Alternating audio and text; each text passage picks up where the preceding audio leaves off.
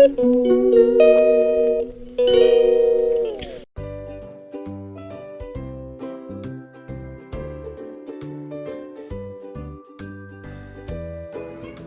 morning everyone, 7:53 in the morning. Okay na ako dito, napakain ko na, ganyan din tong pusa. Tapos nakapagwalis na rin ako sa harapan. Kung mainit, tapos pawisa na agad yung aking likod. Tingnan mo yung mga nakaisang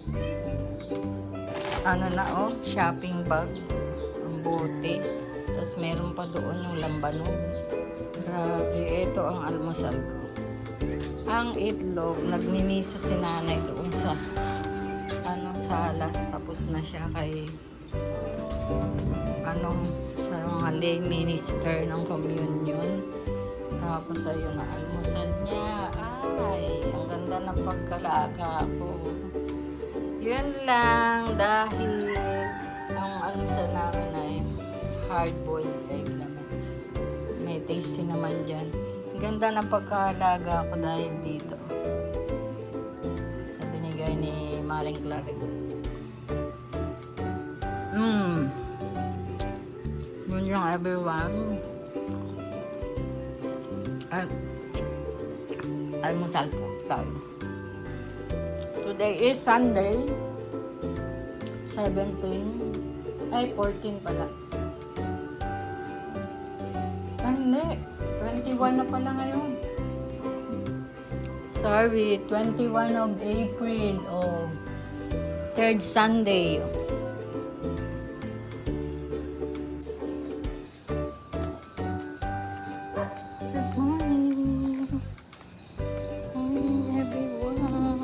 Super init. 9 super init. Yun. Good morning everyone. We're going to church. At meron ng tatlong kasama.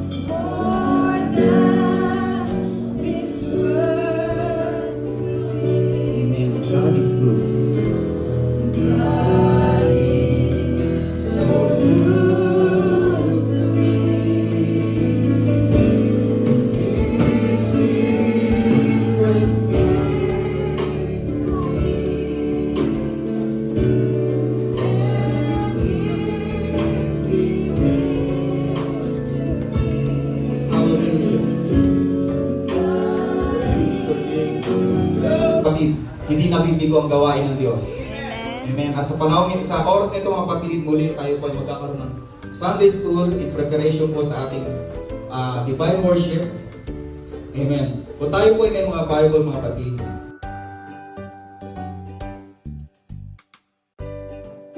mo na lumitaw ang bagay, ang lahat ng ito dahil lamang sa isang chemical reaction, tatanggapin mo ba na ikaw ay isa lamang chemical reaction?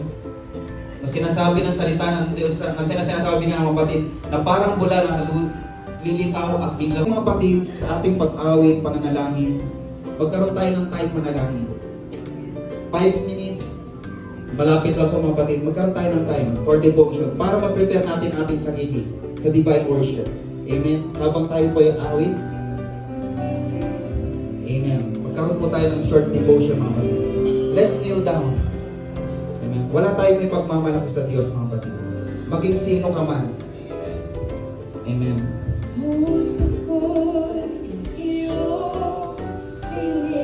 Amen. Hallelujah. Pasiyasat natin ang sarili, Panginoon. Sa ating sarili sa Panginoon.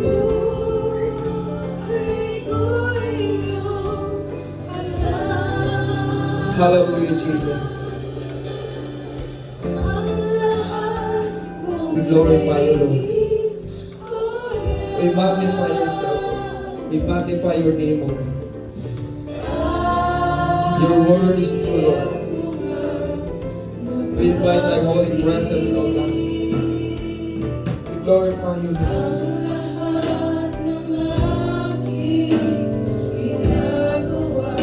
Glorify you, Lord. Pagkalagin na yung masalita. Salamat, Lord, sa iyong masalita. Patuloy na binigay sa amin, Lord, ang kalakasan, karunungan, kalaman, Kristano. At salamat, Lord, sa kakayanan ng ibig sa watos namin ang pagkakas, Lord, yung pagtuloy kayo, God, at pagmaasa sa iyong pangako, Lord, God. Lord, salamat sa iyong masalita, Lord, Diyos, God. Nawa, mahal, masalita, God, na ito'y aming may pamuhay, God, at patuloy kami lalago sa aming paglilingkod, God. Lord, give us more faith, O God, and to follow your words and to do your will. Lord, to your name, God bless everyone. Hallelujah. God, salamat sa iyong kabutihan, Lord. Purihin ka to God, be all the glory. In Jesus' mighty name we pray. Amen. Amen. Praise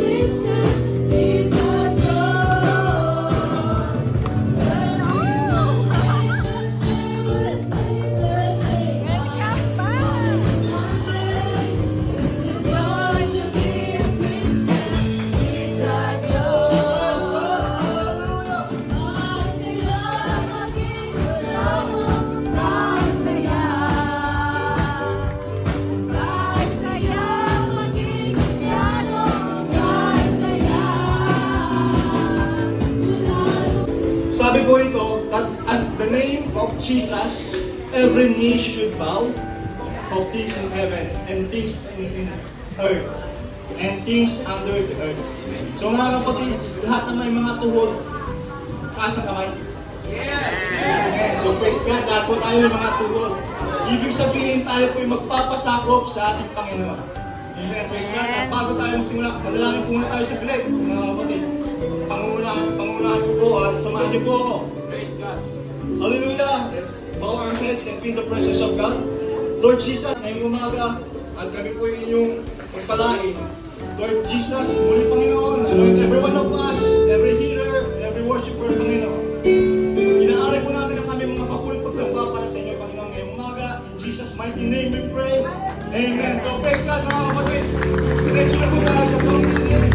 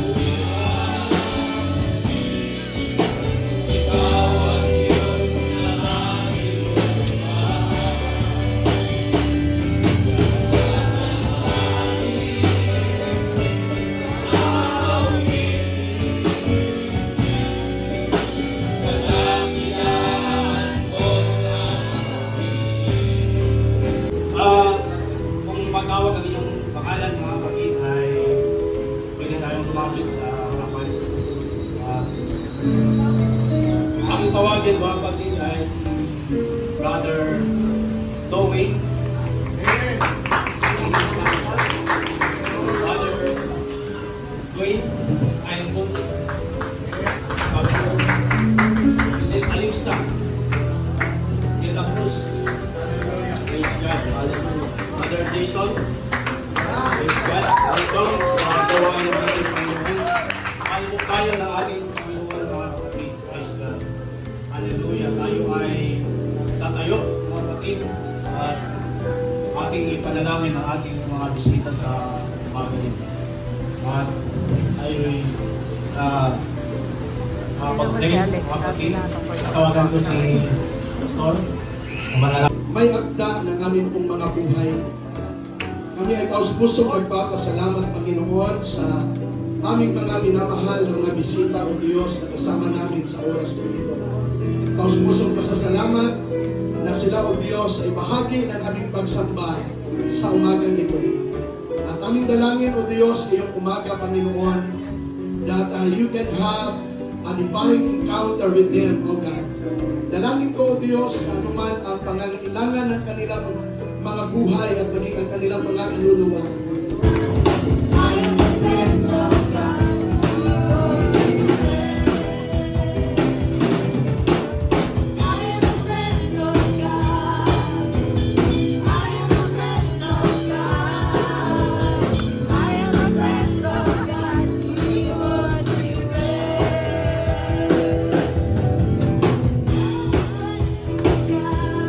Praise the Lord!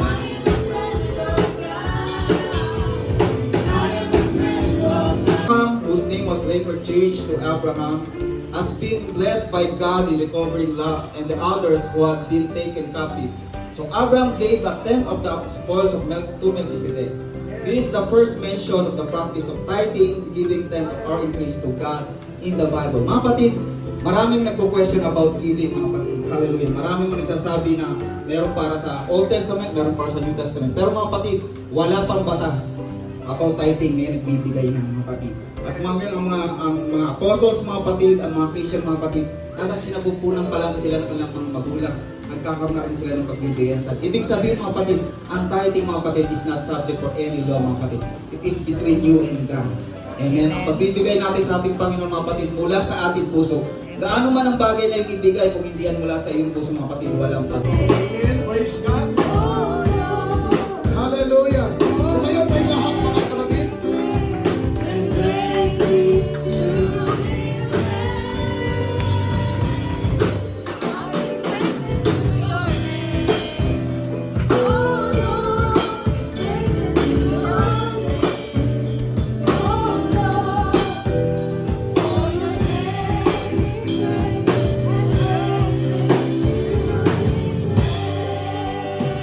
Praise 14. Okay, verse 13 dito, verse 14 dito. Okay, 1, 2, 3. Amen. Basahin natin. From King James Version, go. If I shut up heaven, that there be no rain, or I command the locusts to devour the land, or if I pestilence among my people. Verse 14.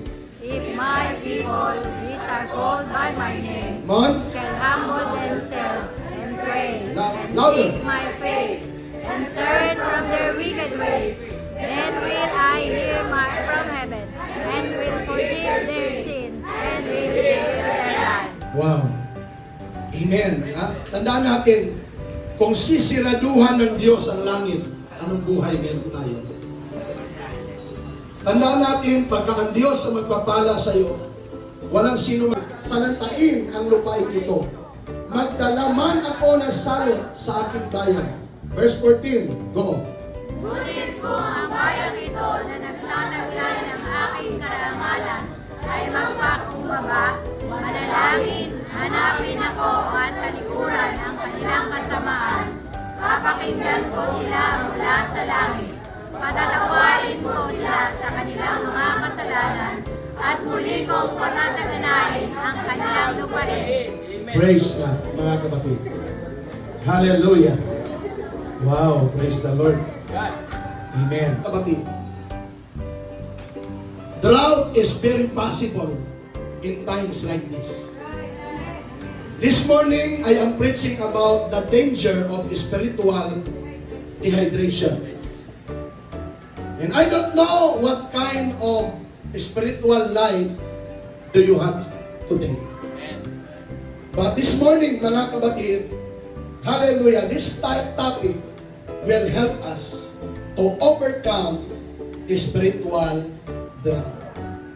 God, it produces spiritual life. Amen.